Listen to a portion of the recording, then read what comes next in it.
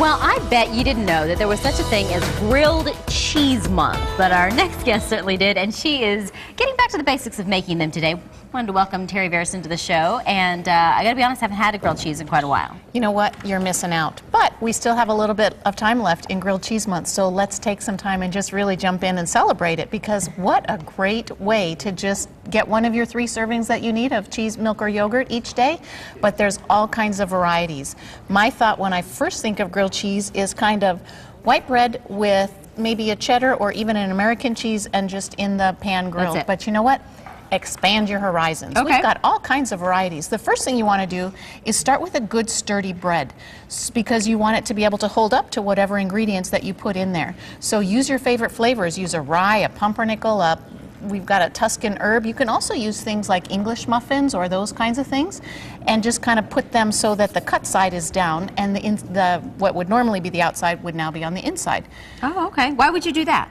Just to have a variety and be able to do it differently. If you butter this side and put this side down, you're going to get a much better grill on there, as opposed to if you butter that side on there. I've already learned something, and we're only 1 minute in. And what you want to do next is make sure, use real butter, because it's going to give you a crispier texture on the outside of that. And if you use a margarine has water added to it, so it's going to kind of maybe get the bread a little bit soggy. Okay. So some people don't like that, some people don't mind it. So if you don't want soggy bread, use real butter, and it's going to give you a much crispy... And you're just using a little pat, so... Yeah, you're just using a little bit. But then what you want to do is just really open up your horizons. We've got over here ham and Swiss. We've got ham and Swiss on a marble rye. Again, just a typical thing that you would eat in a regular sandwich. Why not make it a grilled cheese sandwich, and you're getting one of those 3 servings each day that you need, either grilled or a regular sandwich, but you add that extra layer of flavor when you grill it. Okay. And then what about making a south of the border version with pepper jack cheese and some green chili in there? You can... I've been eyeing your pepper jack. You're lucky it's still sitting on the plate, because I wanted to eat it. You are more than welcome to eat it. Now? So sure, go for it. We also have one here. We've got roast beef and cheddar. You can put a little bit of blue cheese in there, because you know what, roast beef, steak goes with blue cheese as well. So again, whatever you think of as far as those combinations that you typically use outside of grilled cheese, put them inside grilled cheese. I thought this was a chip, but it's not a chip. You know what? At my house, we call these cheese chips, and this is the part that sort of drips out of the sandwich when you're making it. That's the best part. Sometimes I make those on purpose. You make your own cheese chips. Put little pieces of cheese in there and grill them up, because it tastes fabulous. Wow. We also have, this one is a caprese version.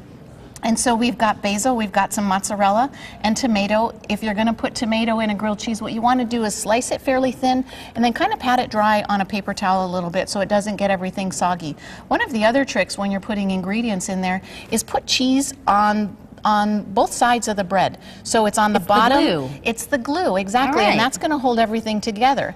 Another trick is you can take a Parmesan cheese, or actually any other flavored cheese that you want, like a shredded or a grated Parmesan. Once you butter the bread, sprinkle that on top of the butter and then put that right down in the pan.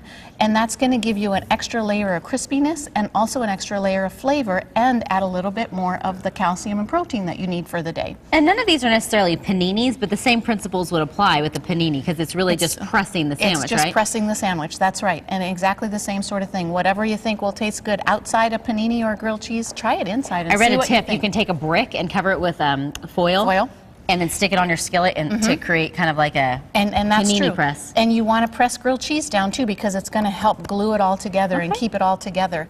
Does that have apple in it? What about going a dessert route? This one is sort of like a little mini apple pie with cheddar cheese inside cinnamon raisin bread.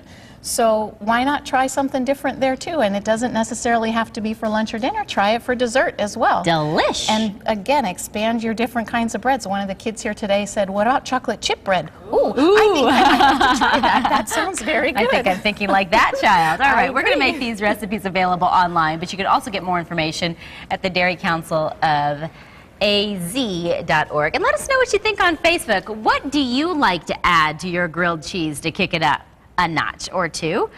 We should also mention, too, that the Dairy Council of Arizona is a sponsor of Sonoran Living Live.